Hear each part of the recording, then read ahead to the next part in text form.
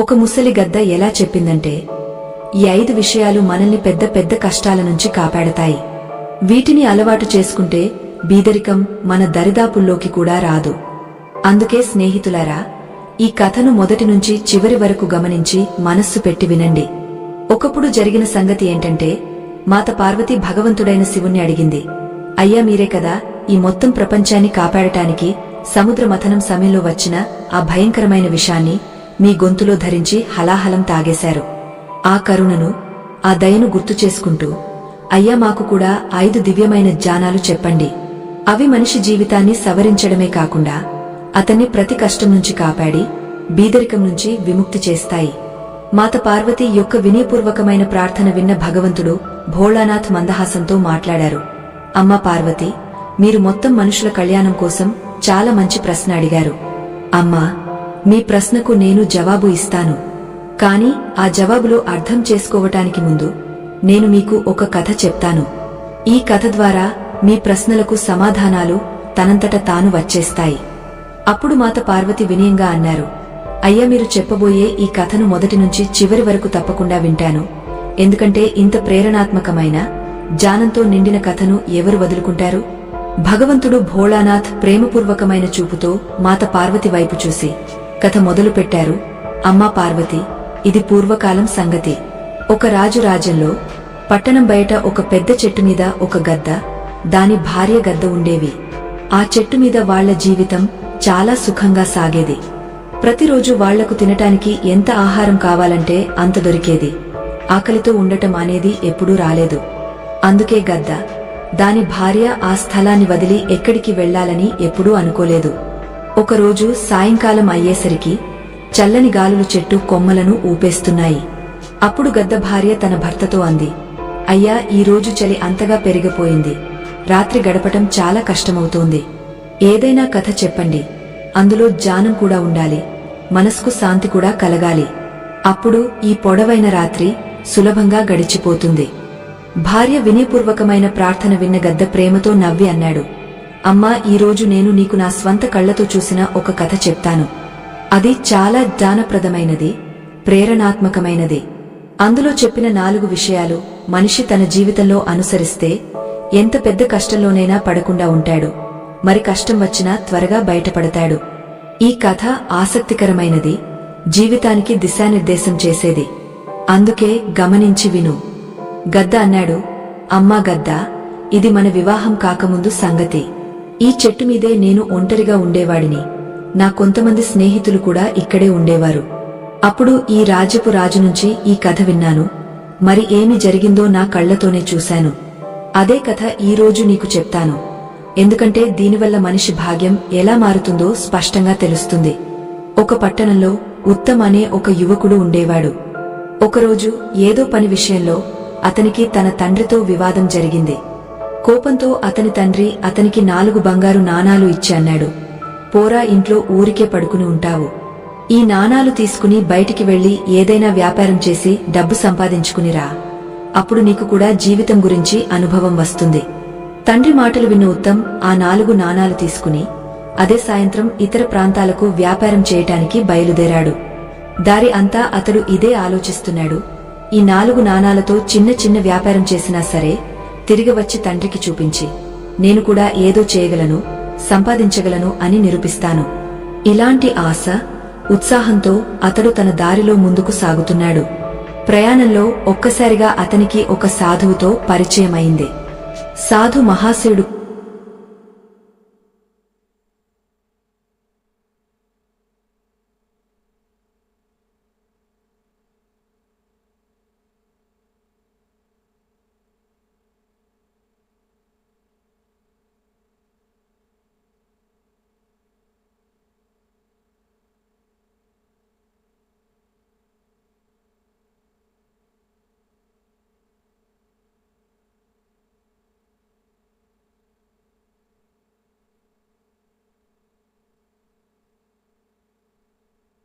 నేను కూడా పెద్దవాడు కాగలను అని నిరూపిస్తాను. వాళ్ళు 4 బంగారు నాణాలు ఇచ్చారు. వాటితోనే ఏదైనా వ్యాపారం మొదలు పెడతాను. స్నేహితులారా, ఇలా మాట్లాడుతూ సాధు, ఉత్తమ్ ఇద్దరూ తమ దారిలో ముందుకు సాగారు. సాగుతుండగా ఉత్తమ్ మనసులో ఒక ఆలోచన వచ్చింది. ఇది జ్ఞానానికి అవకాశం కావచ్చు. అతడు వినయంగా సాధు మహాశివుని అన్నాడు, అయ్యా మీరు మహాజ్ఞాని, ఏదైనా కథ చెప్పండి, అప్పుడు ఈ ప్రయాణం సులభమవుతుంది. మరి నాకు ఏదైనా శీఖ వచ్చి ఇతర ప్రాంతాల్లో నాకు ఉపయోగపడుతుంది. అప్పుడు సాధు మహాశివుడు నవ్వుతూ అన్నాడు, బాబు నేను నీకు కథ తప్పకుండా చెప్తాను, కాని నా ప్రతి కథకు ఒక ధర ఉంటుంది. ఒక కథకు బదులుగా నేను నీ నుంచి ఒక బంగారు నాణం తీసుకుంటాను. చెప్పు, నువ్వు దీనికి సిద్ధమా? సాధు మాట విన్న ఉత్తమ్ కాసేపు లోతైన ఆలోచనలో మునిగిపోయాడు. నా తండ్రి నాకు 4 బంగారు నాణాలు ఇచ్చారు. ఒకదాన్ని నేను సాధుకు ఇస్తే మిగిలిన వాటితో వ్యాపారం ఎలా చేస్తాను? ఉత్తమ్ మనసులో ఈ సందేహం వచ్చింది. కాని తర్వాతి క్షణంలో అతడు ఆలోచించాడు, ఈ సాధు చాలా తెలివైనవాడిగా కనిపిస్తున్నాడు. మరి పెద్దలు చెప్పారు కదా, విద్య ప్రయాణంలో స్నేహితుడు, గృహస్థునికి భార్య స్నేహితురాలు, రోగికి ఔషధం స్నేహితుడు, మరణ సమయంలో ధర్మమే నిజమైన సహాయకుడు. విద్వానునికి ఎక్కడా ఇతర ప్రాంతముండదు. కష్టపడేవాడికి ఏ పని కష్టం కాదు. ధైర్యవంతునికి ఏ మార్గం దూరం కాదు. మధురమైన మాటలు మాట్లాడేవాడికి ఎవరు పరాయి కాదు. మనిషికి తెలివి, విద్య ఉంటే ఇతర ప్రాంతంలో కూడా సుఖం, గౌరవంతో జీవిస్తాడు. ఈ మాటలు మనసులో మళ్లీ మళ్లీ తూచిచూసి ఉత్తమ్ ఒక బంగారు నాణం సాధు చేతిలో పెట్టి అన్నాడు, అయ్యా మీరు నాకు కథ చెప్పండి. మీ జ్ఞానానికి ధర చెల్లించటానికి నేను సిద్ధంగా ఉన్నాను. అప్పుడు సాగుతూ సాధు ఆ యువకుడు ఉత్తమ్కు ఉపదేశం చేయటం మొదలుపెట్టాడు. సాధు అన్నాడు, బాబూ, నేను నీకు చెప్పబోయే విషయం నువ్వు నిజమైన మనసుతో అమలు చేస్తే అది నీ జీవితంలో చాలా ఉపయోగపడుతుంది. విను, నువ్వు ఇతర ప్రాంతాల్లో వ్యాపారం చేయటానికి వెళ్తున్నావు. అందుకే నా మొదటి అమూల్యమైన శీఖ గుర్తుంచుకో. ఇతర ప్రాంతాల్లో నీకు మంచి వ్యాపారం దొరకకపోతే ఎప్పుడూ ఖాళీగా కూర్చోకు. ఏ పని దొరికినా చిన్నదైనా పెద్దదైనా తక్షణం పట్టుకో. ఇతర ప్రాంతాల్లో ఉండేవాడికి ఇదే మొదటి మంత్రం. ఖాళీగా కూర్చుంటే ఇతర ప్రాంతాల్లో తన జేబు ఖాళీ అవుతుంది. అందుకే కాస్త డబ్బు ఇచ్చినా సరే ఏదైనా పని తప్పకుండా చేస్తూ ఉండాలి. అలా చేస్తే 1 నీ ఖర్చులు నడుస్తాయి, 2 పని అనుభవం వస్తుంది, సమయం కూడా సరిగా గడుస్తుంది. సరే అయ్యా, మీ ఈ ఉపదేశాన్ని నేను తప్పకుండా అమలు చేస్తాను. ఇప్పుడు దయచేసి ముందు కథ చెప్పండి. ఇది విన్న మహాత్మా నవ్వి అన్నాడు, బాబు కథ అయిపోయింది. ఇప్పుడే నేను నీకు చెప్పినది అదే మొత్తం కథ. ఇది విన్న ఉత్తమ్ ఆశ్చర్యంగా అన్నాడు, సాధు అయ్యా ఇదేమి కథ అయ్యింది, ఇంత త్వరగా అయిపోయింది. మీరు నాకు ఉపదేశం మాత్రమే చెప్పారు, నాకు కథ చెప్పండి. సాధు శాంతంగా అన్నాడు, నువ్వు రెండో కథ వినాలంటే మరో బంగారు నాణం ఇవ్వాలి. నేను నీకు రెండో కథ తప్పకుండా చెప్తాను. స్నేహితులారా, ఉత్తమ్ కాసేపు ఆలోచించాడు. తర్వాత తన బ్యాగ్ నుంచి రెండో బంగారు నాణం తీసి సాధు చేతిలో పెట్టి వినయంగా అన్నాడు, అయ్యా ఇప్పుడు దయచేసి నాకు కథ చెప్పండి. సాధు మహాశయుడు అన్నాడు, సరే, ఇప్పుడు నేను నీకు రెండో కథ చెప్తాను. గమనించి విను. ఇతర ప్రాంతంలో ఉండి ఎప్పుడు ఇతరుల వస్తువుపై మోసం, మాయ లేదా ఏదైనా చేసి అధికారం చేసుకోవాలని కోరిక పెట్టుకోకు. ఇతరుల డబ్బు, ఇతరుల వస్తువు ఎప్పుడూ మట్టిలా భావించి సాగు. ఏ వస్తువుపైనా నీ నియత్ చెడదీయకు. ఇదే మార్గం మనిషిని కష్టాల నుంచి కాపాడుతుంది. ఉత్తమ్ తల వంచి అన్నాడు, సరే అయ్యా, నేను అలాగే చేస్తాను. ఇప్పుడు ముందు చెప్పండి. సాధు శాంత స్వరంలో అన్నాడు, బాబూ, కథ అయిపోయింది, ఇంతే కథ. ఇది విన్న ఉత్తమ్ ఆశ్చర్యంగా అన్నాడు, అరే ఇదేమి, మీరు మళ్లీ నాకు ఉపదేశం మాత్రమే చెప్పారు. ఇంత చిన్న విషయానికి మీరు నా నుంచి మొత్తం బంగారు నాణం తీసుకున్నారు. ఇది విన్న సాధు నవ్వి శాంతంగా అన్నాడు, బాబూ, జ్ఞానానికి ధర లేదు. జ్ఞానం అమూల్యమైనది. దాని నిజమైన విలువ మనిషి ఏదైనా కష్టంలో పడినప్పుడు తెలుస్తుంది. అదే జ్ఞానం అతన్ని ఆ లోతైన కష్టం నుంచి బయటకు తీసుకువస్తుంది. ఇది విన్న ఉత్తమ్ అన్నాడు, సరే అయ్యా, ఉపదేశమే సరే. నేను మీకు మరో బంగారు నాణం ఇస్తాను. మీరు నాకు మరో ఉపదేశం ఇవ్వండి. ఇలా అని ఉత్తమ్ మూడో నాణం కూడా సాధు చేతిలో పెట్టాడు. సాధు ఆ నాణం తీసుకుని నవ్వి మూడో అమూల్యమైన విషయం ఉత్తమ్కు చెప్పాడు. బాబు జీవితంలో ఎప్పుడైనా ఎవరి రహస్యం తెలిస్తే ఆ రహస్యాన్ని ఎప్పుడూ మూడో వ్యక్తికి చెప్పకు. ఇది చిన్నదిగా కనిపించవచ్చు, కాని ఇదే అతి అమూల్యమైన శీఖ. మనిషి రక్షణ చాలాసార్లు ఇదే ఒక్క తెలివిపై ఆధారపడి ఉంటుంది. సాధు మూడో ఉపదేశాన్ని కూడా ఉత్తమ్ మనసులో ముడివేసుకున్నాడు. తర్వాత అతడు ఆలోచిస్తున్నాడు, ఇప్పుడు నా దగ్గర ఒక్క నాణం మాత్రమే మిగిలింది. ఈ ఒక్క నాణంతో పెద్ద వ్యాపారం చేయటం సాధ్యం కాదు. సాధు అయ్యా నుంచి మరో ఉపదేశం తీసుకుందామా? అది ముందు ముందు పెద్ద మూలధనం అవుతుందేమో. ఇలా ఆలోచించి ఉత్తమ్ తన చివరి 4వ నాణం కూడా సాధు చేతిలో పెట్టి వినే స్వరంలో అన్నాడు, సాధు మహాశయ, ఇప్పుడు దయచేసి నాకు మరో ఉపదేశం ఇవ్వండి. సాధు అన్నాడు, బాబు సరే, నేను నీకు 4వ ఉపదేశం ఇస్తాను. ఇది నీ జీవితమంతా చాలా ఉపయోగపడుతుంది. దీన్ని ఎప్పుడూ గుర్తుంచుకో. సాధు పెద్ద శాంతమైన మృదువైన స్వరంలో అన్నాడు, బాబు, నీకు ఎప్పుడైనా దారిలో ఎవరైనా ప్రేమతో పిలిచి 2 క్షణాలు కూర్చోమని అంటే, నీ పని ఎంత ముఖ్యమైనదైనా, ఎంత ధర ఉన్నదైనా కాసేపు వదిలి తప్పకుండా కూర్చో. ఆ వ్యక్తితో గడిపిన ఆ 2 నిమిషాలు ముందు ముందు నీకు చాలా ఉపయోగపడవచ్చు. ఇలా సాధు ఉత్తమ్కు 4వ ఉపదేశం ఇచ్చాడు. ఇది విన్న ఉత్తమ్ గౌరవంగా అన్నాడు, అయ్యా, మీ ఉపదేశాలు నిజంగా చాలా ధర ఉన్నవి. ఇప్పుడు నా దగ్గర నాణాలు మిగల్లేదు, లేదంటే మీ నుంచి మరో 4 ఉపదేశాలు తీసుకునేవాడిని.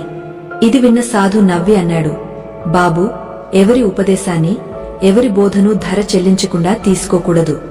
ధర చెల్లించటం వల్ల మనిషి ఆ జ్ఞానం, గొప్పతనం అర్థం చేసుకుంటాడు. జీవితంలో అమలు చేయటానికి సంకల్పం కూడా దృఢమవుతుంది. అయినా నువ్వు అడిగావు కాబట్టి నేను నీకు ఒక ఉపదేశం నా వైపు నుంచి ఇస్తాను. దానికి నీ నుంచి ఎలాంటి ధర తీసుకోను. ఈ చివరి అతి ముఖ్యమైన విషయం ఏంటంటే, ఇతర ప్రాంతాల్లో ఉండి ఏ దురాచార స్త్రీని ఎప్పుడూ నమ్మకు. దురాచార స్త్రీ మనసులో ఎప్పుడు ఏమి నడుస్తోంది, ఆమె హృదయంలో ఏమి దాగా ఉంది, దీన్ని అంచనా వేయటం అసాధ్యం. ఆమె ఎప్పుడైనా కష్టానికి కారణం కావచ్చు. స్నేహితులారా, ఈ 5 అమూల్యమైన ఉపదేశాలు ఇచ్చి సాధు బాబు అన్నాడు, బాబు, నీ సహవాసం ఇక్కడి వరకే. నా ఆశ్రమం దగ్గరే ఉంది. ఇప్పుడు నేను అక్కడికి తిరిగి వెళ్తాను. ఇలా అని సాధు తన ఆశ్రమం వైపు వెళ్లిపోయాడు. ఇక ఉత్తమ్ ఒంటరిగా తన దారిలో సాగిపోయాడు. కాని అతని మనసులో ఒకే విషయం మళ్లీ మళ్లీ తిరుగుతోంది. సాధు బాబు 5 ఉపదేశాలకు బదులుగా నా నుంచి 4 బంగారు నాణాలు తీసుకున్నాడు. కాని సాధుకు డబ్బుతో ఏమి పని? సాధు సంతులు ప్రపంచాన్ని త్యాగం చేసి వైరాగ్యాన్ని స్వీకరిస్తారు. డబ్బు సంపదలకు దూరంగా ఉంటారు. మరివారు నా నుంచి ఈ బంగారు నాణాలు ఎందుకు తీసుకున్నారు? ఈ ప్రశ్న ఉత్తమ్ మనసులో మళ్లీ మళ్లీ లేస్తోంది. అతడు నిర్ణయించుకున్నాడు, తిరిగి తన పట్టణం వెళ్లినప్పుడు సాధును తప్పకుండా అడుగుతాను. అయినా తర్వాతి క్షణంలో అతడు ఆలోచించాడు, ఏమైనా సరే సాధు 5 మాటలు అతి ధర ఉన్నవిగా కనిపిస్తున్నాయి. వీటిని నేను జీవితమంతా గుర్తుంచుకుని వాటి ప్రకారమే సాగుతాను. స్నేహితులారా, ఇప్పుడు ఉత్తమ్ దగ్గర ఒక్క పైసా కూడా మిగల్లేదు. మనసులో చింత మొదలైంది. ఇతర ప్రాంతంలో వెళ్లి ఏమి చేస్తాడు, ఏమి తింటాడు, వ్యాపారం ఎలా మొదలు పెడతాడు? ఇలాంటి చింతలో మునిగి ఉన్నప్పుడు అతడు ముందుకు సాగుతూ ఒక కొత్త పట్టణంలోకి చేరుకున్నాడు. పట్టణంలోకి చేరిన ఉత్తమ్ ఉద్యోగం వెతకటం మొదలుపెట్టాడు. ఎందుకంటే అతని దగ్గర డబ్బు అస్సలు లేదు. అప్పుడు అతనికి సాధు బాబు మొదటి శీఖ గుర్తుకు వచ్చింది. ఇతర ప్రాంతంలో ఖాళీగా ఉండకూడదు. ఏ చిన్న పని దొరికినా తక్షణం పట్టుకోవాలి. ఇలా ఆలోచించి ఉత్తమ్ ఉద్యోగం కోసం ఇక్కడ అక్కడ అడుగుతూ తిరుగుతున్నాడు. అప్పుడు అతనికి ఒక వ్యక్తితో పరిచయం అయింది. అతడు రాజు గుర్రాల శాలలో పనిచేసేవాడు. అతని పేరు అనంగపాల్. అనంగపాల్ రాజు గుర్రాల సంరక్షణ చేసేవాడు. ఒక యువకుడు ఉద్యోగం కోసం తిరుగుతున్నాడని చూసి అతడు దగ్గరికి వచ్చి అన్నాడు, అన్నా, నీకు పని వెతుక్కుంటున్నావా? నాకు రాజు సెలవు ఇవ్వటం లేదు. ఇంట్లో నా అమ్మ చాలా అనారోగ్యంగా ఉంది. చాలా రోజుల నుంచి ఆమెను చూడటానికి వెళ్లలేకపోయాను. రాజు నాకు చెప్పాడు, నా స్థానంలో మరొకరిని పనిలో పెట్టితేనే ఇంటికి వెళ్లవచ్చు అని. ఒక పని చెయ్యి అన్నా, నువ్వు నా స్థానంలో 1 నెలపాటు ఈ పని చూడు. ఏమైనా జీతం వస్తే అది మొత్తం నీదే. నేను నా అమ్మను చూసి తిరిగి వచ్చేసరికి నువ్వు కావాలంటే మరో పని వెతుక్కో. అనంగపాల్ మాట విన్న ఉత్తమ్ మనసులో ఆలోచించాడు, ఇక్కడ అక్కడ తిరిగా సమయం వృధా చేయటం కంటే 1 నెలపాటు అయినా సరే ఇతని స్థానంలో పనిచేస్తాను. అలా చేస్తే కాస్త డబ్బు వస్తుంది. మరి కొత్త పట్టణం, ఇక్కడి ప్రజలను అర్థం చేసుకునే అవకాశం కూడా దొరుకుతుంది. ఇలా ఆలోచించి ఉత్తమ్ అనంగపాల్ స్థానంలో పని చేయటానికి ఒప్పుకున్నాడు. అనంగపాల్ అతన్ని తీసుకుని రాజభవనానికి చేరుకున్నాడు. స్నేహితులారా, ఈ రాజ్యపు రాజు చక్రదత్తుడు చాలా తెలివైనవాడు, న్యాయప్రియుడు, ప్రతాపవంతుడు. అతనికి ఒకే ఒక కూతురు, చంద్రప్రభ. ఆమె చాలా అందమైనది. ఇప్పుడిప్పుడే యవ్వనంలోకి అడుగుపెట్టింది. రాజు తన ఈ ఒక్క కూతురుపై చాలా ప్రేమ ఉంచేవాడు. రాజుకు గుర్రాలు పెంచటం, గుర్రపు సవారీ చేయటం చాలా ఇష్టం. అతని గుర్రాల శాలలో ఒకదానికంటే మరొకటి మంచి జాతి, వేలకొద్దీ గుర్రాలు ఉండేవి. ఆ గుర్రాల సంరక్షణ కోసం చాలా మంది పనివాళ్లు ఉండేవారు. అందులో ఒకడు అనంగపాల్ కూడా. ప్రతి పనివాడికి 10 నుంచి 10 గుర్రాలు కేటాయించేవారు. రాజు క్రమం తప్పకుండా వాటికి తిండి, గడ్డి, అవసరమైన సామాను పంపేవాడు. ఇక అనంగపాల్ ఉత్తమ్ను తీసుకుని రాజు చక్రదత్తు ముందు చేరుకుని చేతులు జోడించి అన్నాడు, మహారాజా, నేను నా అనారోగ్యమైన అమ్మను చూడటానికి కొన్ని రోజులు గ్రామానికి వెళ్లాలనుకుంటున్నాను. నేను తిరిగి వచ్చే వరకు నా స్థానంలో ఈ వ్యక్తి పనిచేస్తాడు. అతని పేరు ఉత్తమ్. ఇతడు చాలా కష్టపడేవాడు, నిజాయితీపరుడు. దయచేసి అనుమతి ఇవ్వండి. రాజు చక్రదత్తుడు శాంత స్వరంలో అన్నాడు, అనంగపాల్, ఇందులో అనుమతి ఏమీ? ఈ వ్యక్తి నీ నమ్మకానికి తగినవాడైతే అతన్ని తీసుకుని వెళ్లి నీ మొత్తం పని వివరించి నిశ్చింతగా నీ అమ్మను చూసిరా. కాని గుర్తుంచుకో, మా గుర్రాల సంరక్షణలో కాస్త కూడా నిర్లక్ష్యం ఉండకూడదు. గుర్రాల సేవలో కాస్త కూడా తప్పు జరిగితే దాని శిక్ష మేము అతనికి కాకుండా నీకే ఇస్తాము. అనంగపాల్ తక్షణం చేతులు జోడించి అన్నాడు, సరే మహారాజా, మీకు ఫిర్యాదు చేసే అవకాశం ఇవ్వను. నేను అతనికి మొత్తం పని బాగా వివరిస్తాను. రాజు అనుమతి తీసుకుని అనంగపాల్ ఉత్తమ్ను తీసుకుని గుర్రాల శాల వైపు సాగాడు. అక్కడికి చేరుకుని ఉత్తమ్ చూశాడు. ఆ పెద్ద మైదానంలా ఉన్న గుర్రాల శాల వేలకొద్దీ గుర్రాలతో నిండి ఉంది. ప్రతి జాతి, ప్రతి రంగు, బలవంతమైన, అందమైన గుర్రాలు చుట్టూ కట్టి ఉన్నాయి. అనంగపాల్ ఉత్తమ్తో అన్నాడు, చూడు ఉత్తమ్, నా భాగంలో రాజు 10 గుర్రాలు ఇచ్చాడు. ఇప్పుడు ఈ 10 గుర్రాల సంరక్షణ నువ్వు చేయాలి. వాటికి సమయానికి తిండి పెట్టాలి, స్నానం చేయించాలి, మసాజ్ చేయాలి, మొత్తం సేవ చేయాలి. ఉత్తమ్ గౌరవం, నిశ్చయమున్న స్వరాల్లో అన్నాడు, సరే స్నేహితా, నేను ఈ పని మొత్తం నిజాయితీతో, నిష్కతో చేస్తాను. ఇది విన్న అనంగపాల్ సంతోషపడ్డాడు. అతడు ఉత్తమ్ను తీసుకుని ముందుకు వెళ్లి ఒక చిన్న గది చూపించి అన్నాడు, ఈ రోజు నుంచి నువ్వు ఈ గదిలో ఉండు. అనంగపాల్ ఇలా అని ఉత్తమ్కు తన బాధ్యతలు అప్పగించి తాను తన గ్రామానికి బయలుదేరాడు. ఇక ఉత్తమ్ తన పనిలో మొత్తం శ్రద్ధతో మునిగిపోయాడు. అతడు ప్రతిరోజు ఉదయాన్నే గుర్రాలకు మసాజ్ చేసేవాడు. వాటిని స్నానం చేయించి శుభ్రం చేసేవాడు. తర్వాత ప్రేమతో తిండి పెట్టేవాడు. రాజువైపు నుంచి ప్రతి పనివాడికి గుర్రాలకు ప్రతిరోజు 20 కిలోల శనగలు ఇచ్చేవారు. ఉత్తమ్ ఆ శనగలను ఒక మూటలో కట్టాడు. గుర్రాల శాలకు వెళ్లి నీళ్లలో నానబెట్టాడు. తర్వాత దంచి పిండి చేసి తన గుర్రాల ముందు పెట్టాడు. పని అయిపోయిన తర్వాత అతడు ఆలోచించాడు, మిగిలిన పనివాళ్లతో కాసేపు మాట్లాడదామా?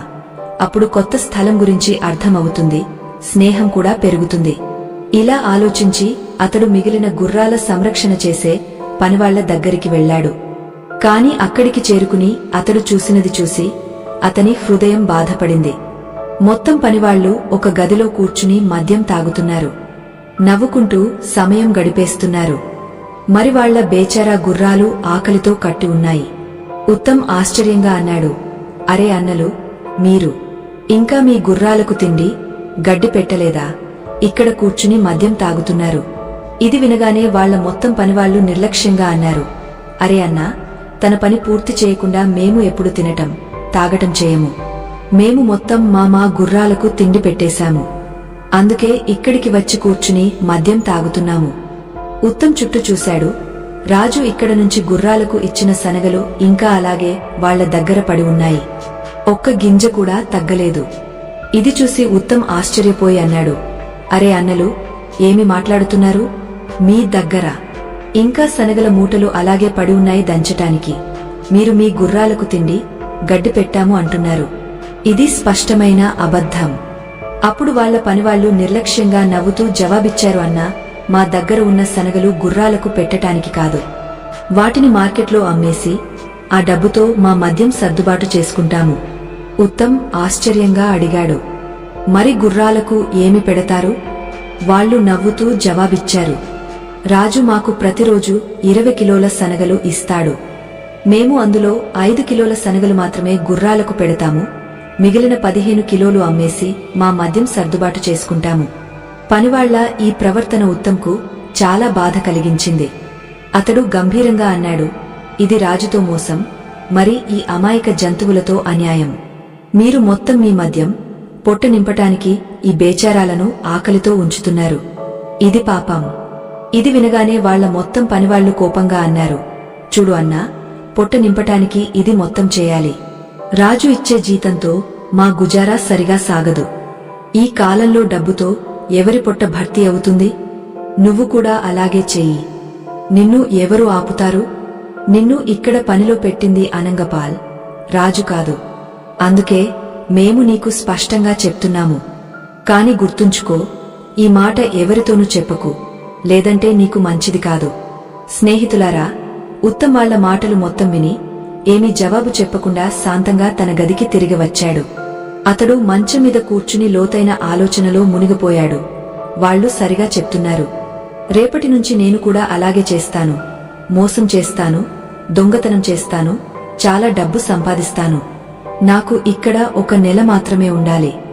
అనంగపాల్ వచ్చేసరికి ఈ ఉద్యోగం నా నుంచి తీసుకుంటాడు. అప్పటి వరకు కాస్త డబ్బు సంపాదిస్తే ముందు వ్యాపారం మొదలు పెట్టటానికి సులభమవుతుంది. స్నేహితులారా, తన మంచం మీద పడుకుని ఉత్తమ్ ఇదే మొత్తం ఆలోచిస్తున్నాడు. అప్పుడు ఒక్కసారిగా అతనికి సాధు బాబు రెండో మాట గుర్తుకు వచ్చింది. ఇతరుల డబ్బుపై మోసం, మాయ, మోసగించి అధికారం చేసుకోకూడదు. ఇతరుల వస్తువును మట్టిలా భావించాలి. దానిపై ఎప్పుడూ నియత్ చెడదీయకూడదు. సాధు ఈ శీఖ గుర్తుకు వచ్చేసరికి ఉత్తమ్ ఆలోచనలు ఒక్కసారిగా మారిపోయాయి. అతడు ఆలోచిస్తున్నాడు, నేను ఆకలితో ఉండిపోతాను కాని ఎవరి హక్కు మరచి తిన్న ఈ పాపపు డబ్బు ఎప్పుడు తినను. స్నేహితులారా, ఆ క్షణం నుంచి ఉత్తమ్ దృఢ సంకల్పం చేసుకున్నాడు, తన నిజాయితీతో ఎలాంటి రాజీపడకు. ఆ రోజు నుంచి ఉత్తమ్ ప్రతిరోజు మనసారా తన గుర్రాల సేవ చేయటం మొదలుపెట్టాడు. స్నానం చేయించటం, శుభ్రం చేయటం మాత్రమే కాకుండా చాలా ప్రేమతో తిండి పెట్టటం, మసాజ్ చేయటం, ప్రతి పని అతడు మనసారా చేసేవాడు. ఫలితమేంటంటే కేవలం 1 నెలలోనే ఉత్తమ్ దగ్గరి 10 గుర్రాలు ఆరోగ్యవంతమైనవి, బలవంతమైనవి, తేజస్వి అయ్యాయి. మరోవైపు మిగిలిన పనివాళ్లు తిండి దొంగతనం చేస్తూనే ఉన్నారు. గుర్రాలకు అర్ధాకలితో పెడుతూనే ఉన్నారు. దీంతో వాటి గుర్రాలు రోజురోజుకు బలహీనమవుతూ పోయాయి. ఇక్కడ ఒకరోజు దర్బారులో రాజు తన మంత్రితో అన్నాడు, మంత్రిగారు, చాలా రోజులు అయ్యింది. నా గుర్రాల పరుగు చూడలేదు. మీరు మొత్తం పనివాళ్లకు సమాచారం పంపండి. రేపు వాళ్లు తమ తమ గుర్రాలు తీసుకుని మైదానంలో హాజరు కావాలి. నేను గుర్రాల పరుగు పోటీ పెట్టాలనుకుంటున్నాను. రాజు ఆదేశం.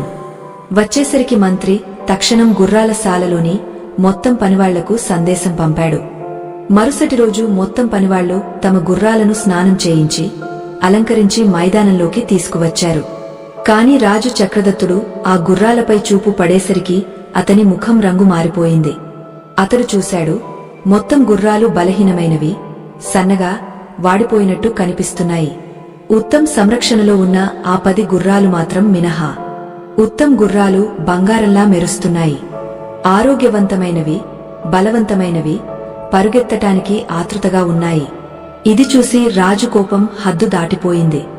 అతడు తక్షణం మంత్రితో అన్నాడు, మంత్రిగారు, మా మొత్తం గుర్రాలు ముందు పూర్తిగా ఆరోగ్యవంతంగా ఉండేవి. కాని ఈరోజు నేను కేవలం 10 గుర్రాలను మాత్రమే ఆరోగ్యవంతంగా చూస్తున్నాను. మిగిలినవి మొత్తం బలహీనమైపోయాయి. ఇది ఎలా జరిగింది? పనివాళ్లు వీటిని సరిగా తినిపించటం లేదా? నాకు అనిపిస్తోంది ఈ పనివాళ్లు పెద్ద నిర్లక్ష్యం చేశారు. కోపంతో నిండిన రాజు తక్షణం ఉత్తమ్ వైపు వెళ్లి అతని గుర్రాల స్థితి చూశాడు. అవి అంత అందంగా, చురుకుగా ఉన్నాయంటే రాజు హృదయంలో సంతోషం పొంగపోయింది. మరుసటి రోజు రాజు ఉత్తమ్ను దర్బారులోకి పిలిపించి అడిగాడు, నువ్వు అదే యువకుడివి కదా అనంగపాల్ తన స్థానంలో పెట్టినది? ఉత్తమ్ వినయంగా చేతులు జోడించి జవాబిచ్చాడు, అవును మహారాజా, నేనే. రాజు అడిగాడు, నీ గుర్రాలు పూర్తిగా ఆరోగ్యవంతంగా తేజస్విగా ఉన్నాయి, కాని మిగిలిన గుర్రాలు అంత బలహీనంగా ఎందుకు అయ్యాయి? నేను మొత్తం పనివాళ్లకు సమానంగా తిండి సామాను పంపుతున్నాను కదా. ఇదే తెలుసుకోవటానికి ఈరోజు నిన్ను దర్బారులోకి పిలిపించాను. రాజు ఈ గంభీర ప్రశ్నపై ఉత్తమ్ చేతులు జోడించి వినయంగా అన్నాడు, మహారాజా, నేను మీకు ఈ రహస్యం తెలియజేస్తాను. కాని ఈ మాట నేను అప్పుడే చెప్తాను. గుర్రాల సాలలోని మిగిలిన మొత్తం పనివాళ్లు ఇక్కడ మీ ముందు హాజరైతే. రాజు తక్షణం ఆదేశమిచ్చాడు. క్షణంలో మొత్తం పనివాళ్లు దర్బారులోకి తీసుకువచ్చి నిలబెట్టారు.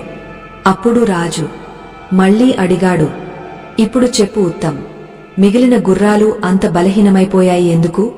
ఉత్తమ్ శాంతంగా కాని దృఢస్వరంలో అన్నాడు, మహారాజా, మీ మిగిలిన పనివాళ్లు పెద్ద మోసగాళ్లు, లోభులు, మద్యానికి బానిసలు. మీరు ప్రతిరోజు ప్రతి పనివాడికి గుర్రాలకు 20 కిలోల శనగలు ఇస్తారు. కాని వీళ్లు కేవలం 5 కిలోల శనగలు మాత్రమే గుర్రాలకు పెడతారు. మిగిలిన 15 కిలోల శనగలను మార్కెట్లో అమ్మేసి అందుతో మద్యం తాగుతారు. గుర్రాలకు సరిపడా తిండి దొరకకపోవటం వల్ల అవి నెమ్మదిగా బలహీనమవుతూ పోయాయి. కాని నేను మీరు ఇచ్చిన మొత్తం రాశిని నిజాయితీతో నా గుర్రాలకు పెట్టాను. అందుకే నా గుర్రాలు ఆరోగ్యవంతంగా బలవంతంగా ఉన్నాయి. ఉత్తమ్ మాట వినగానే రాజు కోపంతో పొంగపోయాడు. అతని కోపం భయంకరంగా మారింది. వాళ్ల పనివాళ్లపై గర్జిస్తూ అన్నాడు, దుర్మార్గులారా, మేము మీకు జీతం ఇస్తున్నామంటే మీరు సుఖంగా గుర్రాల తిండి కూడా తినేటానికా? మీ స్వార్థం కోసం ఈ అమాయక గుర్రాలను ఆకలితో చంపేస్తున్నారు. రాజు ఈ భయంకర గర్జన విన్న మొత్తం పనివాళ్ల కాళ్లు వణుకుతున్నాయి. వాళ్లు తలలు వంచుకుని శాంతంగా నిలబడి ఉన్నారు. భయంతో వాళ్ల ముఖాలు పాలిపోయాయి. వణుకుతూ ప్రార్థించటం మొదలుపెట్టారు. మహారాజా, మమ్మల్ని క్షమించండి. మాకు చాలా పెద్ద తప్పు జరిగింది. ఇక మళ్లీ అలా చేయము. మాపై దయ చూపండి. వాళ్ల ఈ దయనీయ ప్రార్థన విన్నా రాజు కోపం శాంతపడలేదు. అతడు కచిన స్వరంలో అన్నాడు, లేదు, నేను ఇప్పుడే మీ మొత్తం గొంతులు కత్తితో ఎగరేస్తాను. మీరు మాతో మోసం చేశారు, నమ్మకాన్ని వమ్ము చేశారు, ఈ అమాయక గుర్రాలపై అత్యాచారం చేశారు. ఇంత దుర్మార్గమైన చర్యకు క్షమ దొరకదు. రాజును ఇంత భయంకర కోపంలో చూసి ఉత్తమ్ తక్షణం ముందుకు వచ్చాడు. చేతులు జోడించి వినయ స్వరంలో అన్నాడు, మహారాజా, ఈసారి వీళ్లను క్షమించండి. నాకు పూర్తి నమ్మకముంది. ఇక వీళ్లు మళ్లీ అలాంటి తప్పు చేయరు. ఉత్తమ్ ఈ వినయపూర్వక అభ్యర్థనపై రాజు కోపం నెమ్మదిగా శాంతమవుతోంది. అతడు లోతైన శ్వాస తీసుకుని పనివాళ్లకు కయిన హెచ్చరిక చేసి అన్నాడు, ఇది వాళ్ల మొదటి మరియు చివరి తప్పు.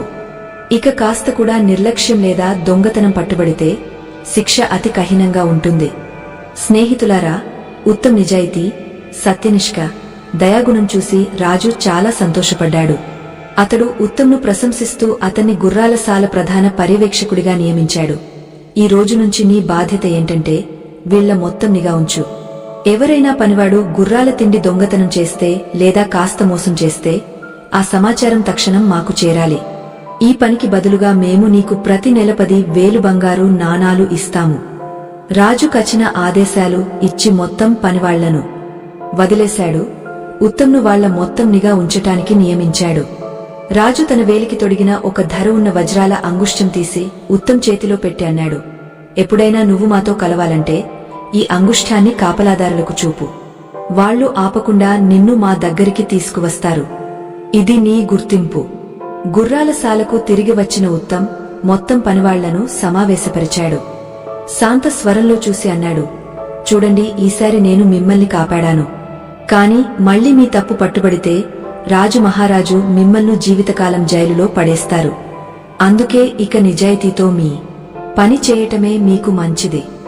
ఉత్తమ్ మాట విన్న పనివాళ్ల మనసులో భయం కూడా కూరుకుపోయింది, గౌరవం కూడా. స్నేహితులారా, అదే రోజు నుంచి మొత్తం పనివాళ్లు పూర్తి నిష్ఠతో గుర్రాలకు తిండి పెట్టటం మొదలుపెట్టారు. వాళ్లు మళ్లీ ఎప్పుడూ మోసం చేయలేదు. ఫలితమేంటంటే కొన్ని రోజుల్లోనే మొత్తం గుర్రాలు మళ్లీ ఆరోగ్యవంతమైనవి, బలవంతమైనవి, చురుకైనవి అయ్యాయి. ఇక్కడ 1 నెల సమయం గడిచిపోయింది. అనంగపాల్ తన అమ్మను చూసి తన ఉద్యోగంపై తిరిగి వచ్చాడు. అనంగపాల్ గుర్రాల సాలలోకి చేరుకుని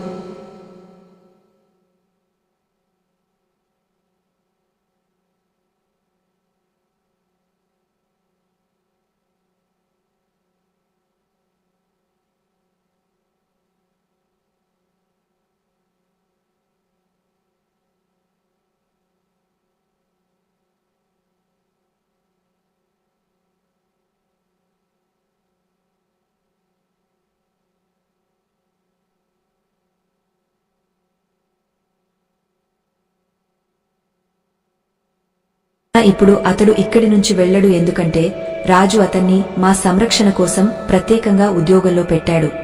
ఇప్పుడు అతడు తాత్కాలిక పనివాడు కాదు, గుర్రాలశాల ప్రధాన పర్యవేక్షకుడు అయ్యాడు. స్నేహితులారా, ఇది విన్న అనంగపాల్ లోపల లోపల కాలిపోయాడు. కోపం మరియు ఈర్ష్య అతని కళ్లలో స్పష్టంగా కనిపిస్తోంది. కాని బయటనుంచి తనను శాంతంగా చూపించుకుంటూ నెమ్మదిగా ఉత్తమ్ గది వైపు సాగాడు. ఆ సమయంలో ఉత్తమ్ తన గదిలో మంచం మీద పడుకుని ఉన్నాడు. అనంగపాల్ను దర్వాజా దగ్గర చూసేసరికి అతడు సంతోషంగా లేచి నిలబడి ముఖంపై తేజస్సు తెచ్చుకుని అన్నాడు, స్నేహితా, నువ్వు వచ్చేశావా? నిన్ను చూసి నాకు నిజంగా చాలా సంతోషం కలిగింది. అనంగపాల్ ఏమీ అనకుండా ఉత్తమ్ దగ్గరికి వచ్చి కూర్చున్నాడు.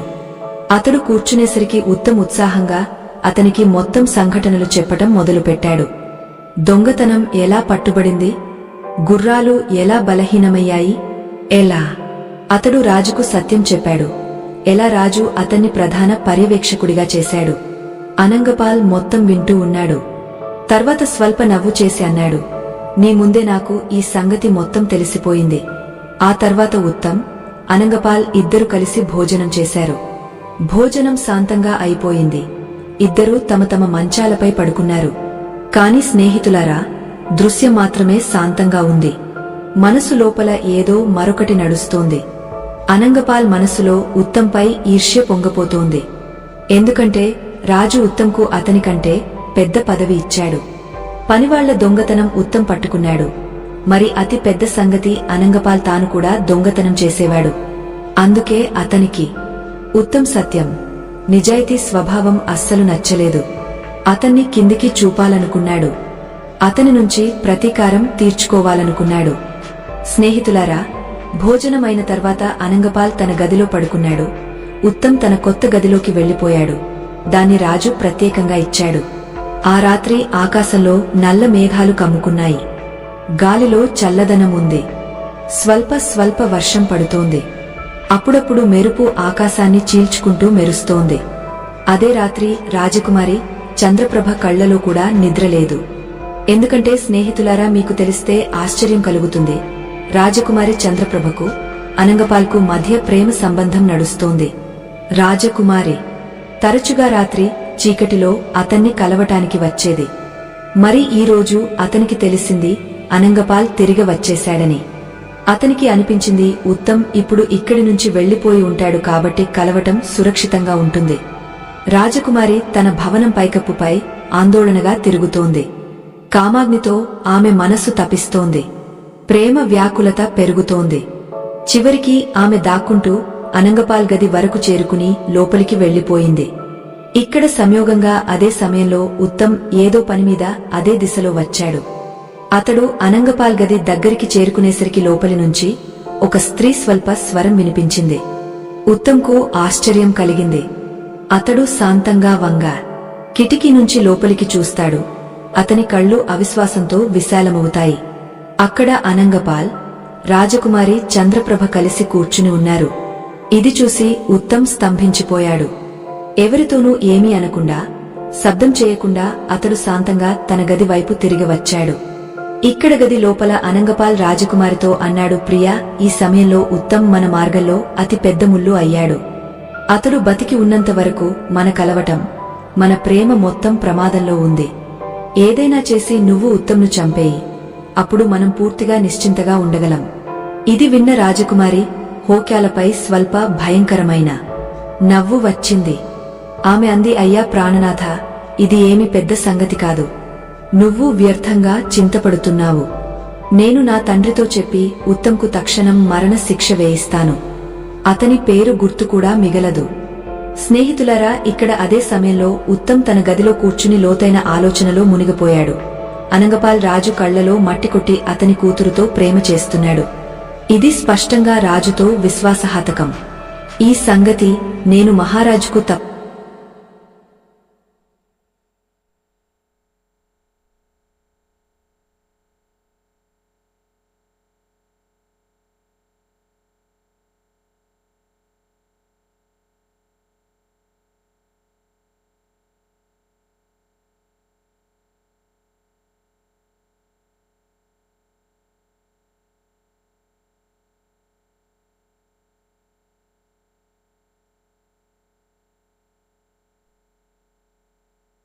కూతురును బద్నాం చేస్తున్నాను అని అంటాడు.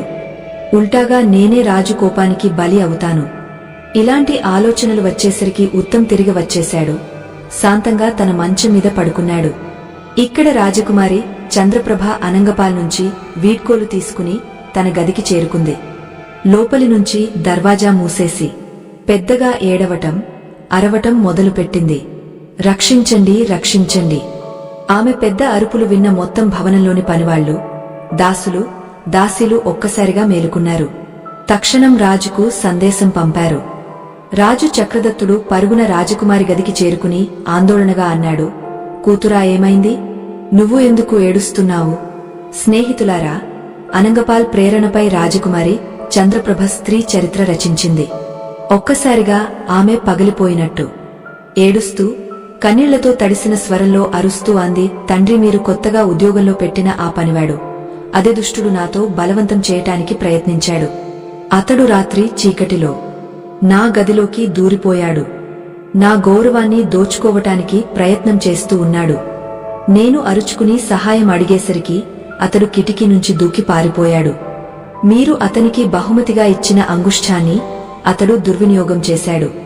కాపలాదారులకు అదే అంగుష్టం చూపి భవనంలోకి దూరిపోయి ఉంటాడు. కూతురు నోటి నుంచి ఈ భయంకర ఆరోపణలు విన్న రాజు కళ్లలో కోపజ్వాలలు రగిలిపోయాయి. ముఖం ఎర్రగా మారిపోయింది. అతడు ఒక్కసారిగా కోపంతో పొంగపోయి గర్జించాడు, కూతురా, నువ్వు అస్సలు చింతపడకు. ఆ దుష్టుడికి ఇంత ధైర్యం ఎలా వచ్చింది?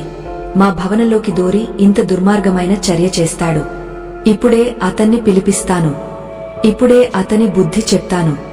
ఇది వినగానే రాజకుమారి కన్నీళ్లు తుడుచుకుని అంది, తండ్రి, అతని బుద్ధి చెప్పటం వల్ల ఏమీ లాభం లేదు. అతని ఇంత పెద్ద దుర్మార్గానికి మరణశిక్ష ఇవ్వకపోతే నేను అన్నం నీళ్లు ఒక్క ముద్ద కూడా తీసుకోను. రాజు బాధపడి అన్నాడు, కూతురా, అలాగే జరుగుతుంది. రేపు ఉదయం అతనికి మరణశిక్ష ఇస్తాను. ఎవరూ అతన్ని కాపాడలేరు. నువ్వు నిశ్చింతగా ఉండు కూతురా. రాజకుమారికి ఈ హామీ ఇచ్చి రాజు నెమ్మదిగా తన భవనం వైపు సాగాడు. ఇక్కడ రాజకుమారి చంద్రప్రభ ముఖంపై కన్నీళ్ల మధ్య దాగిన సంతోషం వ్యాపించటం మొదలైంది. ఆమె మనసులో ఒక దుష్ట సంతోషం పొంగపోయింది. ఆమె ఆలోచిస్తోంది, వాహ్రే భాగ్యం, ఈరోజు నా షడ్యంత్రం పూర్తిగా సఫలమైంది. ఇప్పుడు నాకు అనంగపాల్కు మధ్య ఎలాంటి అడ్డంకి ఉండదు. ఇలా ఆలోచించి రాజకుమారి మనసు సంతోషంతో నిండిపోయింది. ఆమె నిశ్చింతగా తన మంచం మీద పడుకుంది. కాసేపట్లో ఆమె గాగి నిద్రలోకి జారుకుంది, ఏమీ జరగనట్టు. ఇక్కడ రాజు తన నిద్రగదికి చేరుకున్నాడు. కాని అతని కళ్లలో నిద్ర కనుమరుగైంది. ఆందోళన అతని హృదయంలో నిలిచిపోయింది. అతడు నడుస్తూ ఆలోచిస్తున్నాడు, రేపు ఉదయం ఉత్తమ్ను దర్బారులోకి పిలిపించి మరణ శిక్ష ఇస్తాను. కాని అదే క్షణంలో రాజు మనసులో మరో ఆలోచన లేచింది. అతడు ఆలోచిస్తున్నాడు, దర్బారు ప్రజలు నన్ను అడిగితే ఈ పనివాడికి ఏ అపరాధానికి మరణ శిక్ష ఇస్తున్నావని అప్పుడు నేను ఏమి జవాబు ఇస్తాను? నేను చెప్తే అతడు నా కూతురు గౌరవాన్ని దోచుకోవటానికి ప్రయత్నించాడని ప్రజలు ఏమి ఆలోచిస్తారు? నా బద్నాం అవుతుంది. ప్రజలు వెనకాల నా నింద చేస్తారు. నా గౌరవం మట్టిలో కలిసిపోతుంది. ఈ ఆలోచన వచ్చేసరికి రాజు మనసు మరింత ఆందోళనకు గురైంది. తర్వాత అతని లోపల మరో యోచన పుట్టింది. నేను దీన్ని చట్టం ప్రకారం శిక్షించలేను. కాని నేను దీన్ని ఎవరి చేతుల్లోనైనా శాంతంగా చంపించేస్తే నా పేరు రాదు, దర్బారులో ఎలాంటి ప్రశ్నలు లేవు. మరి నా కూతురుపై చెడుచూపు వేసినవాడు తన చర్యకు శిక్ష అనుభవిస్తాడు. అప్పుడు రాజుకు ఎవరో గుర్తుకు వచ్చారు, డుంగర్ కసాయి. రాజు మనసులో అనుకున్నాడు, అవును, అతడే సరైనవాడు. రేపు దీన్ని కసాయి చేతుల్లోనే చంపించేస్తాను. ఈ ఆలోచనల్లో మునిగిపోయి రాజుకు ఎప్పుడు నిద్ర వచ్చిందో తెలియదు. మరుసటి ఉదయం అతడు మేలుకుని నడవటానికి బయలుదేరాడు. నడుస్తూ నడుస్తూ అతని కాళ్లు తానంతట తాను పట్టణం బయట ఉన్న డుంగర్ కసాయి కట్టింగ్ షాపు వైపు సాగాయి. కసాయి చూసేసరికి రాజు తానే తన దర్వాజా దగ్గర నిలబడి ఉన్నాడని ఆశ్చర్యపోయి తక్షణం రాజు పాదాలపై పడి అన్నాడు, మహారాజా, మీరు ఇక్కడికి రావటమెలా? ఆదేశం పంపితే నేను తాను మీ దగ్గరికి వచ్చేవాడిని. రాజు గంభీర స్వరంలో అన్నాడు, లేదు డుంగర్, ఈ పని నేను తాను వచ్చి చెప్పాలి. ఇది అతి రహస్యమైన పని. దీన్ని నేను ఎవరి నమ్మకానికి వదలలేను. విను, నేను నీ దగ్గరికి ఒక మనిషిని పంపుతాను. నువ్వు అతని తల తక్షణం నరికేయాలి. తర్వాత నేను మరో మనిషిని నీ దగ్గరికి పంపుతాను. నువ్వు ఆ నరికిన తలను ఒక బట్టలో బాగా కట్టి ఆ రెండో మనిషి చేతిలో ఇవ్వాలి. ఈ మొత్తం సంగతి ఎవరికీ కాని తెలియకూడదు. అర్థమైందా?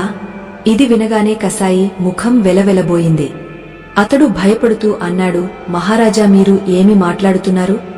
రాజు అన్నాడు, అవును, నేను చెప్పిందే చెప్తున్నాను. నువ్వు విన్నదే. కాసేపట్లో నేను నా భవనం నుంచి ఒక మనిషిని నీ కసాయి షాపులోకి పంపుతున్నాను. అతన్ని లోపలికి తీసుకుని వెళ్లి ఆలస్యం చేయకుండా అక్కడే చంపేయి. ఈ పనికి బదులుగా నీకు చాలా బహుమతి దొరుకుతుంది. కాని నువ్వు కాస్త ఆలస్యం చేస్తే లేదా నా ఆదేశాన్ని ఉల్లంఘిస్తే గుర్తుంచుకో, నేను నిన్ను, నీ మొత్తం కుటుంబాన్ని జైలులో కుళ్లబెట్టేస్తాను. రాజు ఈ కయిన హెచ్చరిక విన్న డుంగర్ కసాయి కాళ్ల కింద భూమి కదిలిపోయింది. అతని గొంతు ఎండిపోయింది. శరీరం వణుకుతోంది. అతడు చేతులు జోడించి అన్నాడు, మహారాజా, మీరు అస్సలు చింతపడకండి. మీరు ఎవరిని పంపినా నేను అతని తల అక్కడే నరికేస్తాను. అతని దడాన్ని జంతువుల నరికిన అవయవాల్లో కలిపి బయట విసిరేస్తాను. తలను బట్టలో కట్టి మీ దగ్గరికి పంపేస్తాను.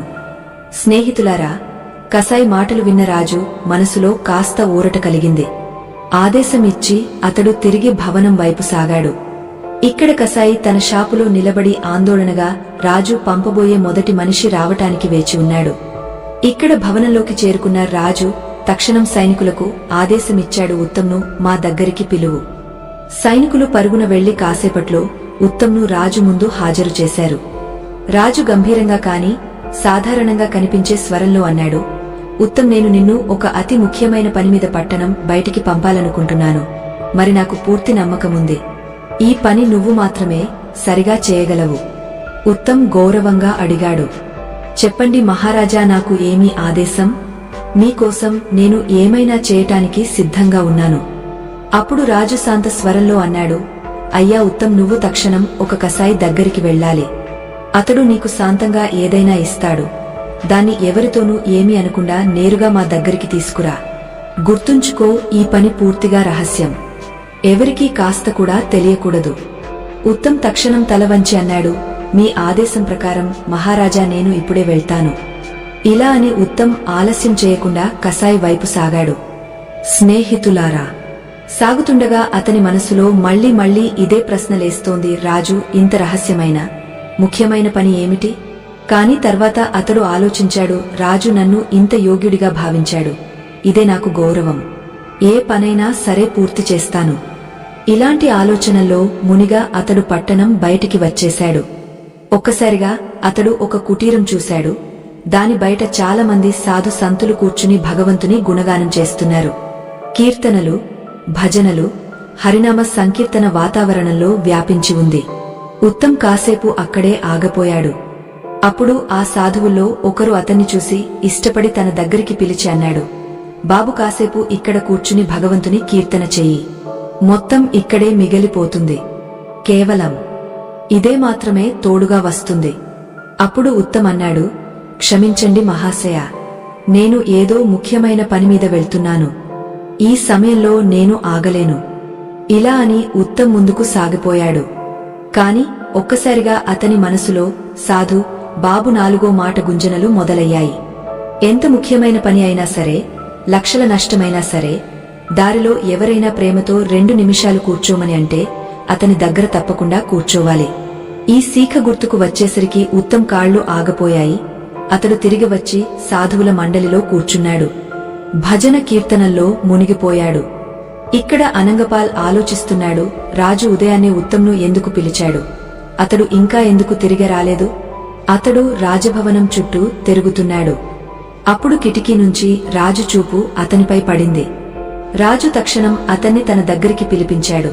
మనసులో ఆలోచించాడు, ఎందుకు అనంగపాల్నే ఉత్తమ్ తల తీసుకురావటానికి పంపకూడదు? ఇప్పటికి కసాయి అతని తలను వేరు చేసి ఉంటాడు. తక్షణం ఆదేశమిచ్చి రాజు అనంగపాల్తో అన్నాడు, నువ్వు ఇప్పుడే కసాయి షాప్కు వెళ్ళు. కసాయి నీకు ఏ వస్తు ఇస్తాడో దాన్ని శాంతంగా తీసుకునిరా. తర్వాత నేరుగా రాజకుమారి గదిలో పెట్టు. గుర్తుంచుకో, దారిలో ఆ సామాను తెరచి చూడటం తప్పు చేయకు. అనంగపాల్ అన్నాడు, మీ ఆదేశం ప్రకారం మహారాజా. తక్షణం కసాయి దగ్గరికి సాగాడు. స్నేహితులారా, మీకు చెప్పాలంటే మొదట కసాయి దగ్గరికి ఉత్తమ్ చేరుకోవాలి. కాని ఉత్తమ్ సాధు సంతులతో భజన కీర్తనల్లో మునిగిపోయాడు. ఇక్కడ అనంగపాల్ నేరుగా కసాయి దర్వాజా దగ్గరికి చేరుకుని అన్నాడు, అన్నా, నన్ను రాజు మహారాజు పంపాడు. ఏదో ముఖ్యమైన వస్తు నీ ఇక్కడి నుంచి తీసుకురావాలి అన్నాడు. కసాయి అతన్ని చూసి తక్షణం అర్థం చేసుకున్నాడు. అరే, ఇతడే ఆ మనిషి, చంపటానికి ఆదేశం వచ్చింది.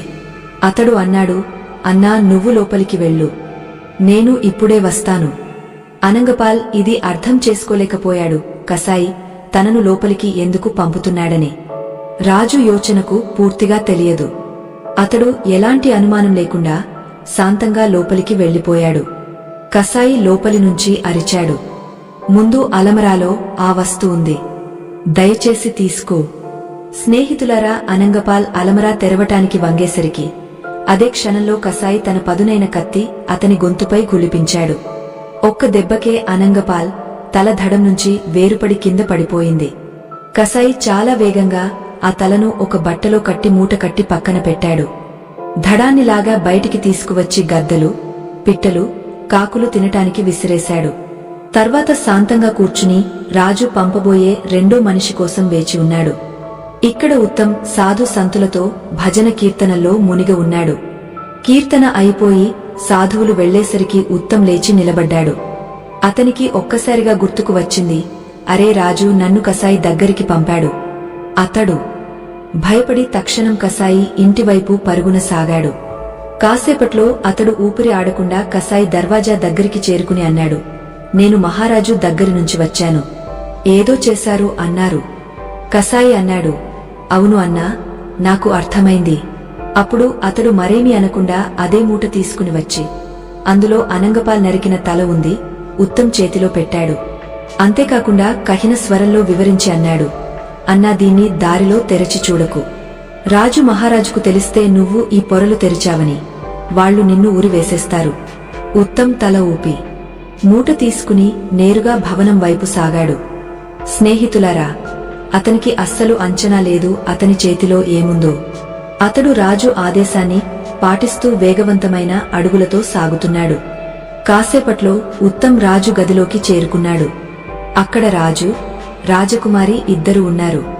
రాజు అదే సమయంలో రాజకుమారితో అంటున్నాడు, కూతురా, ఈరోజు ఉత్తమ్ పని అయిపోయి ఉంటుంది. కాసేపట్లో అనంగపాల్ అతని తల తీసుకుని వస్తాడు. స్నేహితులారా, అప్పుడు దర్వాజా తెరుచుకుని ఉత్తమ్ అదే మూట చేతిలో పట్టుకుని రాజు, రాజకుమారి గదిలోకి ప్రవేశించాడు.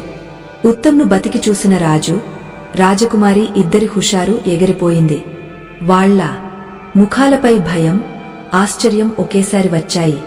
ఇద్దరూ ఒకేసారి అరిచారు, అరే, నువ్వు ఇక్కడ ఎలా? ఉత్తమ్ సహజంగా జవాబిచ్చాడు, మహారాజా, ఏమి మాట్లాడుతున్నారు? మీరే కదా నన్ను ఒక ప్రత్యేక వస్తు తీసుకురావటానికి కసాయి దగ్గరికి పంపింది. కసాయి నాకు ఏమి ఇచ్చాడో అదే నేను నేరుగా మీ దగ్గరికి తీసుకువచ్చాను. నేను దారిలో ఎక్కడా ఒక్క క్షణం కూడా ఆగలేదు. ఆగండి మహారాజా, ఇప్పుడే తెరచి చూపిస్తాను. స్నేహితులారా, ఉత్తమ్ మూట తెరచేసరికి రాజకుమారి గొంతు నుంచి ఒక భయంకర అరుపు వచ్చింది. అయ్యో, మూటలో ఉన్నది అనంగపాల్ నరికిన తల. ఉత్తమ్ ముఖం స్తంభించిపోయి చెమటలతో నిండిపోయింది. రాజు కూడా ఆశ్చర్యపోయాడు. అతనికి తక్షణం అర్థమైంది, ఉత్తమ్ స్థానంలో కసాయి అనంగపాల్ను చంపేశాడని. ఎందుకంటే కసాయి ఎవరినీ గుర్తుపట్టడు. మొదటి వచ్చినవాడి తలే నరికేశాడు. భయపడి ఉత్తమ్ వణుకుతూ అడిగాడు, మహారాజా, ఇది ఏమి జరిగింది? మీరు అనంగపాల్ను ఎందుకు చంపించారు?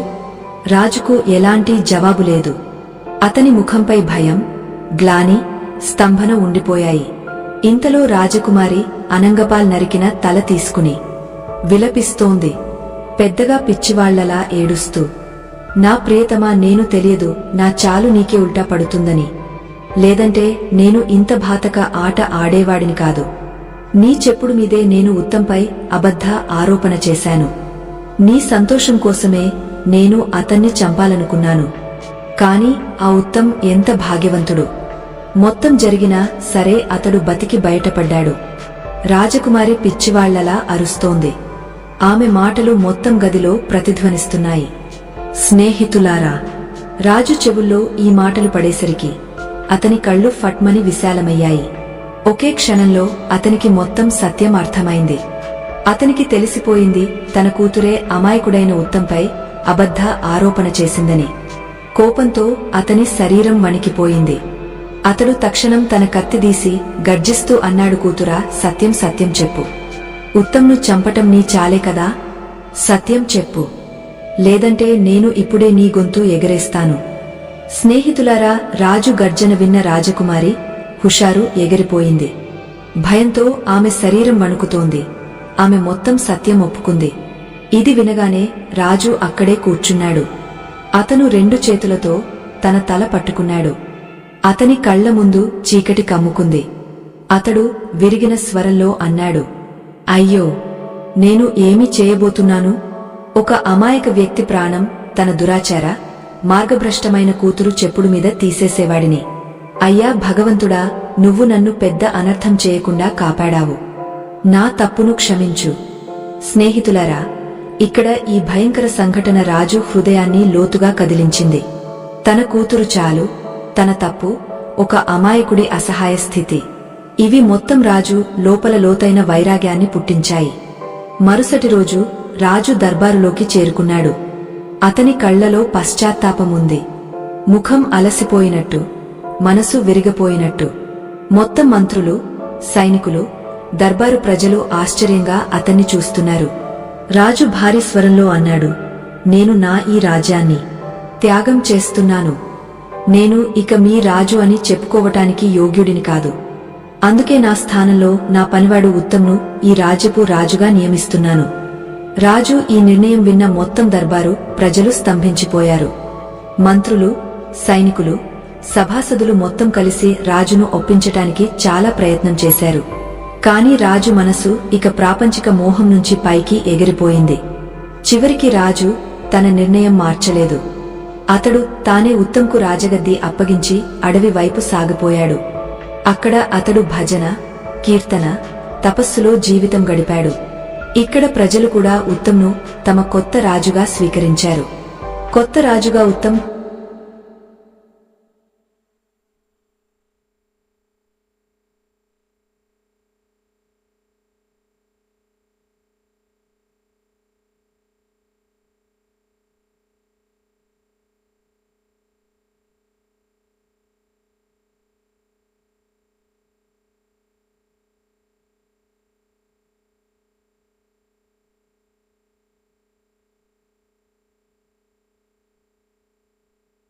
గినప్పుడు ఉల్టా కూడా పడవచ్చు. స్నేహితులారా, ఉత్తం రాజు అయ్యాడు కాని అతని మనసులో నిరంతరం ఒకే మాట తిరుగుతోంది. ఆ సాధు మహారాజు వారు చెప్పిన 5 మాటలు, ఇవే నా ప్రాణం కాపాడాయి. ఇవే నన్ను ఇక్కడి వరకు తీసుకువచ్చాయి. ఉత్తం ఆలోచిస్తున్నాడు, నేను తప్పకుండా వెళ్లి ఆ సాధు మహారాజుకు కృతజ్ఞత చెప్పాలి. వారి ఆశీర్వాదం లేకపోతే ఈరోజు నేను బతికి ఉండేవాడిని కాదు, రాజు అయ్యేవాడిని కాదు. ఇలా నిర్ణయించుకుని రాజు ఉత్తమచంద్ బహుమతులు, పూజా సామాను తీసుకుని పెద్ద గౌరవంతో సాధు ఆశ్రమానికి చేరుకుని చరణాలపై వంగ ప్రణామం చేసి అన్నాడు, మహారాజా, నేను మీకు ఒక మాట తెలుసుకోవాలి. మీరు నన్ను గుర్తుపట్టారా? నేను కొన్ని రోజుల క్రితం మీతో దారిలో కలిసిన వ్యక్తిని. మీరు నాకు 5 మాటలు చెప్పారు. ఈ రోజు నేను ఒక రాజును. మీ ఆ 5 మాటలు నా జీవితంలో అమృతంలా దిగాయి. అవి నా ప్రాణం కాపాడటమే కాకుండా నన్ను రాజగద్ది వరకు చేర్చాయి. కాని ఒక మాట నా మనసులో ఎప్పుడూ కలుక్కుమంటోంది. ఈ రోజు దాని సమాధానం తీసుకోవటానికి వచ్చాను. మీరు సాధు సంతులు. మోహం, మాయ, లోభం, డబ్బు నుంచి దూరంగా ఉండేవారు. మోహమాయ త్యాగం చేసి సాధువు అవుతాడని చెప్తారు. మరి మీరు నా నుంచి ఉపదేశాలు చెప్పటానికి బదులుగా ఒక్కొక్క బంగారు నాణం ఎందుకు తీసుకున్నారు? మీరు కావాలంటే ఉపదేశాలు ఉచితంగా కూడా ఇవ్వవచ్చు కదా, మరి ఎందుకు అలా చేశారు? ఉత్తం ప్రశ్నపై సాధు నవ్వి అన్నాడు, బాబు చెప్తారు కదా, ఉచిత వస్తువును మనిషి ఎప్పుడూ సరిగా ఉపయోగించడు. ప్రజలు ఆ వస్తువును సంరక్షించుకుంటారు. అందులో వాళ్ల కష్టముంటే, వాళ్ల చెమట ఉంటే, లేదా వాళ్ల డబ్బు ఉంటే. ఉచితంగా దొరికిన వస్తువును ప్రజలు తరచుగా నీటిలా వృధా చేస్తారు. నేను నీకు ఈ జ్ఞానాన్ని ధర లేకుండా ఇస్తే నువ్వు కూడా ఈ మాటల గొప్పతనం అర్థం చేసుకోకపోవచ్చు, ఆ ఉపదేశాలు అమలు చేయకపోవచ్చు. కాని నీ 4 బంగారు నాణాలు దానికి బదులుగా వెళ్లేసరికి ఆ మాటలు నీ హృదయంలో లోతుగా దిగాయి. ఎందుకంటే మనిషి ఆ మాట జీవితంలో అమలు చేస్తాడు, దానికి బదులుగా ఏదైనా త్యాగం చేస్తే. అందుకే బాబు, మనిషి ఉచిత ఆశలో పడకూడదు. కష్టపడి సంపాదించు, చెమట ఒలికించి సంపాదించు. అదే డబ్బు ఫలవంతమవుతుంది, అదే జీవితంలో మంచి ఫలితాలు ఇస్తుంది. మరి నా లోభం సంగతి? నాలో లోభ లాలచ లేసమాత్రం లేదు. నువ్వు ఇచ్చిన ఆ 4 బంగారు నాణాలు ఈ రోజు కూడా అలాగే ఉన్నాయి. నువ్వు ఇచ్చినట్టుగానే. కావాలంటే తీసుకునిపో. ఇవి నాకు ఏ పనికి పనికిరావు. ఇవి ఉపయోగించులేదా బీదవాళ్లలో పంచేయి. సాధు దగ్గరి నుంచి కలిసి రాజు ఉత్తమచంద్ తన పట్టణానికి తిరిగి వచ్చాడు. పెద్ద నిష్ఠతో, న్యాయంతో రాజ్యపాలన చేయటం మొదలుపెట్టాడు.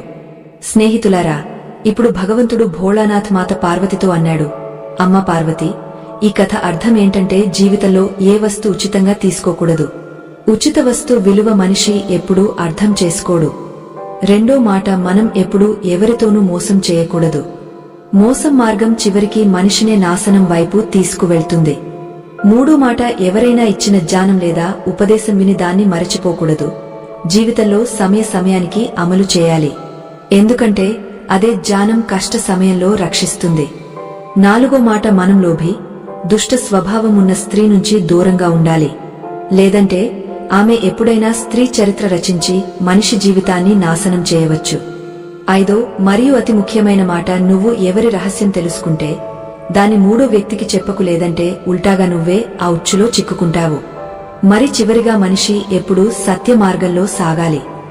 సత్యమే ధర్మం, ధర్మమే శాశ్వతం, ధర్మమే మొత్తం సృష్టికి ఆధారం. స్నేహితులారా, ఇలా భగవంతుడు భోళానాథ్ మాత పార్వతికి 5 అమూల్యమైన మాటలను ఒక గద్ద కథ ద్వారా వివరించాడు. స్నేహితులారా, మీకు ఈ కథ నచ్చితే దయచేసి లైక్ చేయండి. అంతేకాకుండా మా ఛానల్ను సబ్స్క్రైబ్ చేయండి, ఇలాంటి ప్రేరణాత్మక కథలు మరిన్ని వినటానికి.